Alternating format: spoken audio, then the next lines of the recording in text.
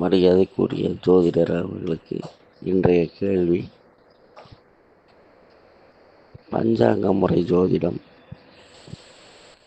DNA ஜோதிடம், எண்கணித ஜோதிடம், கைரேகை ஜோதிடம், குருவி ஜோதிடம், குறிசெல்லும் ஜோதிடம், பெருவிரல் ரேகை ஜோதிடம், நாடி ஜோதிடம், இப்படி பல்வேறு வகையான ஜோதிடங்கள் இருக்கிறது. இத்தனையும் மனிதனுக்கு குழப்பமா, இல்லை இத்தனையும் தன்னுடைய ஒரு மனிதனுக்கு பலன் சொல்லக்கூடிய வழிகாட்டியா? இதற்கு பதில் சொல்லுங்கள். வணக்கம். நீங்கள் என்ன கேட்குறீங்க அப்படின்னா, பஞ்சாங்க ஜோதிடம், டிஎன்ஏ ஜோதிடம், எண்கணிதம், கைரேகை, குருவி ஜோதிடம், நாடி ஜோதிடம், பெருவிரல் ஜோதிடம், இந்த ஜோதிடங்கள்லாம் பார்த்தோம்னா குழப்பம் வருமா, இல்லை இதுக்கு நமக்கு வழிகாட்டியாக இருக்குமா அப்படிங்கிறது தான் உங்களுடைய கேள்வியாக இருக்குது. டிஎன்ஏ ஜோதிடம் அப்படிங்கிறது ஒரு நட்சத்திரத்தையோ ராசியோ மையப்படுத்தி பார்க்குறது. நீங்கள் இந்த நட்சத்திரத்தில் பிறந்தீங்களா, அப்போ உங்கள் அப்பா இந்த நட்சத்திரத்தில் பிறந்திருப்பாங்க, உங்கள் வீட்டில் யாராவது ஒருத்தவங்க இந்த நட்சத்திரத்தில் இருப்பாங்க, உங்கள் தாத்தா இந்த நட்சத்திரத்தில் இருப்பாங்க, உங்கள் பரம்பரையில் இப்படியெல்லாம் நடக்கும் அப்படின்னு தான் சொல்லுவாங்க. இன்றைக்கி குறிப்பாக என்ன நடக்கும் அப்படிங்கிறத அந்த டிஎன்ஏ ஜோதிடத்தில் சொல்ல முடியாது. இதுதான் என்னோடய கருத்து. ஏன்னா அந்த டிஎன்ஏ ஜோதிடத்தில் நட்சத்திரத்தை மட்டும்தான் குறிப்பிட்டு சொல்கிறாங்க. அப்படிங்கிறப்ப நட்சத்திரங்கிறது ஒரு சின்ன ஒரு அளவு இல்லை. நட்சத்திரங்கிறது ஒரு பெரிய கூட்டம். அந்த கூட்டத்தில் அந்த சந்திரன் எந்த இடத்துல நகருது, ஏன்னா அந்த பிரபஞ்ச வீதியில் நட்சத்திரம் அப்படிங்கிறது ஒரு பெரிய இடத்த அடைச்சிக்கிட்டு இருக்கும். நம்ம தூரத்துலேருந்து பார்க்குறப்ப ஒரு குட்டியாக ஒரு புள்ளியாக தெரியுது. அப்போ சந்திரன் எந்த இடத்துல அந்த நட்சத்திரத்தின் மேலே நடந்துகிட்டு இருக்கு, அதுக்கு தான் நம்ம பாதம்னு கொடுக்குறோம். 1ஆம் பாதம், 2ஆம் பாதம், 3ஆம் பாதம், 4ஆம் பாதம் இதெல்லாம் கொடுக்குறோம். அது எந்த இடத்துல நகருதுங்கிறத வச்சு, அது எத்தனை டிகிரியில் நகருதுங்கிறத வச்சு, அதுக்கு மற்ற கிரகங்களோட பார்வைகள்லாம் இருக்குது இல்லையா அப்படிங்கிறத வச்சு, அப்போ நம்ம எந்த நேரத்தில் லக்ன புள்ளியில் பிறந்திருக்கோம் அப்படிங்கிறத வச்சு, இப்படி பல கணிதங்களை வச்சு தான் நம்ம ஜாதகம் சொல்கிறோம். அப்படி சொல்கிறப்ப குறிப்பாக இன்றைக்கி என்ன நடக்குதுங்கிறத அவங்க பிறந்த நேரம் ரொம்ப கரெக்டாக இருந்துச்சுன்னா இன்றைக்கி என்ன நடக்கும் அப்படிங்கிறத ஓரளவுக்கு கரெக்டாக சொல்லிடலாம். ஆனால் இந்த டிஎன்ஏ ஜோதிடத்தில் இப்படி சொல்ல முடியாது. அவங்க என்ன சொல்லுவாங்கன்னா, உங்கள் பரம்பரையில் இப்படி இருக்கும், உங்கள் பாட்டி இப்படி இருப்பாங்க, தாத்தா இப்படி இருப்பாங்க, உங்கள் குடும்பத்தில் ஏதாவது இப்படி ஒரு நிகழ்வு நடக்கும், அவ்வளோதான் சொல்லுவாங்க. அடுத்ததான் குருவி ஜோதிடம் அப்படின்னு சொல்லியிருக்கீங்க. குருவி ஜோதிடங்கிறது கிளி ஜோதிடத்தை தான் அப்படி சொல்லியிருக்கீங்க. கிளி ஜோதிடம் பார்க்குறப்ப நம்ம பார்த்துருக்கலாம், அந்த கையில் ஒரு நெல்மணி ஒன்று வச்சுருப்பார். அதை எடுத்து போடுற வரைக்கும் அந்த நெல்மணியை இப்படியே நிரடிக்கிட்டே இருப்பார், கையில் நிரடிக்கிட்டே இருப்பார். அது வரைக்கும் அந்த கிளி அந்த சீட்டை எடுத்து போட்டுக்கிட்டே இருக்கும்.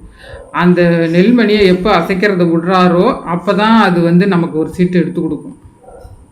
இதை நம்ம பார்த்துருக்கலாம். அப்போ அதில் ஒரு சரியான பலன் இல்லை அப்படிங்கிறது நமக்கு தெரியும். அன்றைக்கி அந்த சீட்டில் அந்த நேரத்தில் என்ன படம் வருதோ அதை வச்சு நமக்கு சொல்லுவார். இப்போ ஒரு விஷ்ணு படம் வருதுன்னா உங்களுக்கு இது நடக்கும், ஒரு சிவன் படம் வருதுன்னா இது நடக்கும், பாம்பு படம் வந்ததுன்னா உங்களுக்கு தோஷம் இருக்குது அப்படின்னு சொல்லிடுவார். இது ஒரு வகையான ஜோதிடம். இதுலேயும் சரியான உண்மை கிடையாது, உண்மையே இல்லை இதில். அடுத்ததான் எண்கணிதம். எண்கணிதம் அப்படிங்கிறது நமக்கு ஒரு தனி நபருக்கு ஏதாவது ஒரு எண் ரொம்ப ஃபேவரட்டாக இருக்கும். அந்த நம்பரில் வர்ற மாதிரி ஏதாவது ஒரு செயலை செஞ்சால் நல்லாயிருக்கும் அப்படிங்கிறது தான் எண்கணிதம். குறிப்பாக நம்ம ஒரு கார் வாங்கினோம்னா இந்த நம்பரில் இருக்கலாம். நம்ம பேரே டோட்டலாக அதை கூட்டினோம்னா, எண்கணிதப்படி கூட்டினோம்னா ஒரு குறிப்பிட்ட நம்பர் வர்ற மாதிரி, இதையெல்லாம் வச்சு கணிக்கிறது தான் எண்கணிதம். இதில் நம்ம அதாவது இன்றைக்கி நடக்கிற நிகழ்வையோ, நாளைக்கு நடக்கிற நிகழ்வையோ, இதுக்கு முன்னால் நடந்த நிகழ்வையோ அந்த எண்கணிதத்தை வச்சு நம்ம கணிக்கவே முடியாது. அதனால் அதுவும் நமக்கு சரியான பலன் சொல்கிறதுக்கான வாய்ப்பு இல்லை. இதெல்லாம் ஒரு சாப்பாட்டுக்கு ஊறுகாய் மாதிரி தான். அடுத்ததாக நாடி ஜோதிடம். நாடி ஜோதிடம் அப்படிங்கிறதுல கைரேகை ஜோதிடத்தை தான் நாடி ஜோதிடம்னு சொல்லுவாங்க. அல்லது ஓலைச்சுவடி ஜோதிடம் அப்படின்னு சொல்லுவாங்க. அது நம்ம பெருவிரல் கைரேகையை வச்சு எடுக்கிறது.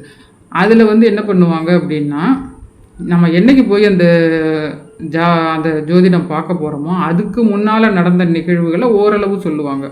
அது என்ன சொல்லுவாங்கன்னா, நம்ம பேர் சொல்லுவாங்க, அப்பா பேர், அம்மா பேர், ஊர், உங்களுக்கு இந்த நேரம் திருமணம் நடக்கும் அப்படின்னு சொல்லிடுவாங்க. இந்த இடத்துல நடக்கும், நீங்கள் போகிற இடத்துல ஒரு கோயில் இருக்கும், அதுக்கு பக்கத்தில் ஒரு குளம் இருக்கும். கோயில் அப்படின்னு இருந்தாலே அது பக்கத்தில் ஒரு குளத்தை வச்சுட்டாங்க அந்த காலத்தில். அதுதான் சொல்லுவாங்க. அதுக்கப்புறம் நடக்கிற நிகழ்ச்சிகள் ஒன்றுமே நல்லா இருக்காது. இந்த நம்ம கைரேகையை வாங்கிக்கிட்டு அவங்க என்ன சொல்லுவாங்கன்னா, நீங்கள் ஒரு வாரம் கழித்து வாங்க, உங்களுக்கு இந்த ரேகை கிடைக்குதா பார்க்குறேன், உங்கள் சீட்டு கிடைக்குதா பார்க்குறோம், ஓலைச்சுவடி கிடைக்குதா பார்க்குறோம் அப்படின்னு சொல்லுவாங்க. இல்லை 10 நாள் கழித்து வாங்க அப்படின்னு சொல்லுவாங்க. இப்போ இந்த காலத்தில் ஃபோன் நம்பரை வாங்கிக்கிறாங்க. அதாவது நம்ம பயோடேட்டாவை சொல்லுவாங்க, அம்மா பேர் என்ன, அப்பா பேர் என்ன, கூட பிறந்தவங்க இருக்காங்களா அப்படிங்கிறத மட்டும்தான் சொல்கிறாங்க. இது நம்ம சாதாரணமாக ஒரு மனிதருக்கு இதை கூட கண்டுபிடிச்சிடலாம். இந்த காலத்தில் ஒருத்தர் கைரேகை கொடுத்துட்டு போனாருன்னா நம்மளே கண்டுபிடிச்சிடலாம். அவங்க நான் ஃபோன் நம்பரை வாங்கி வச்சுட்டு, ஃபோன் நம்பரில் தான் இப்போ கொடுத்துட்டாங்கன்னா எல்லா டேட்டாவும் நமக்கு தெரிஞ்சிடுது இல்லை. அதனால் அதுவும் ஒரு இந்த ஜோதிடம்லாம் நான் பார்த்துருக்கேன். அதில் நம்ம போய் பார்க்குற வரைக்கும் நடந்தது தான் சொல்லுவாங்க. அதுக்கப்புறம் நடக்கிறதெல்லாம் சொல்ல மாட்டாங்க. அது சொல்கிறதும் நடக்கவும் நடக்காது. அதை ஒரு பாடலாக பாடி வைப்பாங்க. இதுதான் அந்த கைரேகை ஜோதிடம். அடுத்ததாக குறிசொல்லும் ஜோதிடம் அப்படின்னு நீங்கள் கேட்டிருக்கீங்க. குறிசொல்லும் ஜோதிடம் அப்படிங்கிறப்ப இந்த கையில் ஒரு குச்சி வச்சுக்கிட்டு மந்திரக்கோள் மாதிரி ஒன்று வச்சுருப்பாங்க. ஒரு ஆணோ பெண்ணோ மந்திரக்கோள் மாதிரி ஒன்று வச்சுக்கிட்டு குறி சொல்லுவாங்க. அதுதான் குறி சொல்கிறது. இது உங்களுக்கு ஒரு கெட்டது நடக்குது அப்படிம்பாங்க. நல்லது நடக்குதுன்னு ஒரு நாளும் சொல்ல மாட்டாங்க. கெட்டது நடக்குது அப்படின்வாங்க. அப்புறம் என்ன சொல்லுவாங்கன்னா,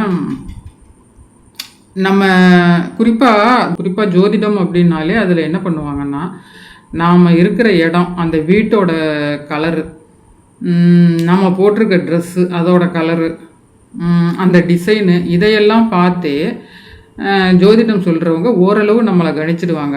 குறிப்பாக ஒரு ஜாதகம் பார்க்குறவங்க, இப்போ என்கிட்டே ஒருத்தவங்க ஜாதகம் பார்க்க வர்றாங்கன்னா, அவங்க போட்டிருக்க ட்ரெஸ்ஸை வச்சு, அவங்களுடைய நடவடிக்கைகளை வச்சு, அவங்க எந்த கிரகத்தோட ஆளுமையில் இருக்காங்கங்கிறத சட்டுன்னு கண்டுபிடிச்சிடலாம்.